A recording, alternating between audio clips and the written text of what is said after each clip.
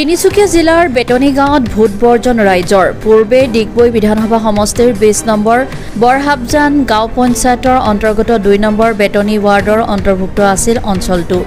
এতিয়া ডুমডুমা বিধানসভা সমষ্টিৰ চামদাং গাঁও পঞ্চায়তৰ বালুগৰা ৱাৰ্ডৰ সৈতে সংযুক্ত কৰিছে বেটনী গাঁওখন।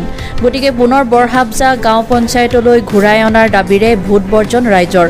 উক্ত ভোটদান কেন্দ্ৰটোত এই পৰ্যন্ত প্ৰদান কৰিছে মাত্ৰ 9 গৰাকী লোকে ভোট।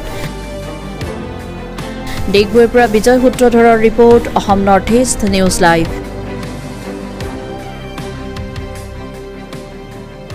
আমাৰ ৰাইজে আমি এটা সিদ্ধান্ত ল'লোঁ, আমাৰ ইমান দিন বৰহাবজান পঞ্চায়ততে আমি ভোটটো দি আছিলোঁ, এতিয়া আকৌ আমি এইটো ইয়ালৈ ঘূৰি অহাটো বিচাৰিছোঁ গোটেই ৰাইজে, সেইকাৰণে আজি আমি ভোট বৰ্জন কৰিলোঁ। ঘূৰি আহিলে নিশ্চয় দিম।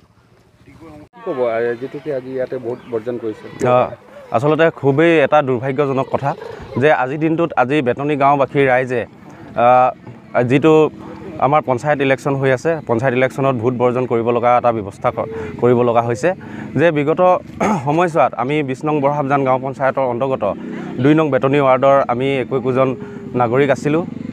ইতিমধ্যে আমি জানিবলৈ পাৰিছোঁ যে ডুমডুমা সমষ্টিৰ অন্তৰ্গত চামদাং পঞ্চায়তৰ বালুগৰা ৱাৰ্ডৰ সৈতে বেটনী গাঁওখন সংযুক্ত কৰি ভোটাধিকাৰ সাব্যস্ত কৰাব বিচাৰিছে।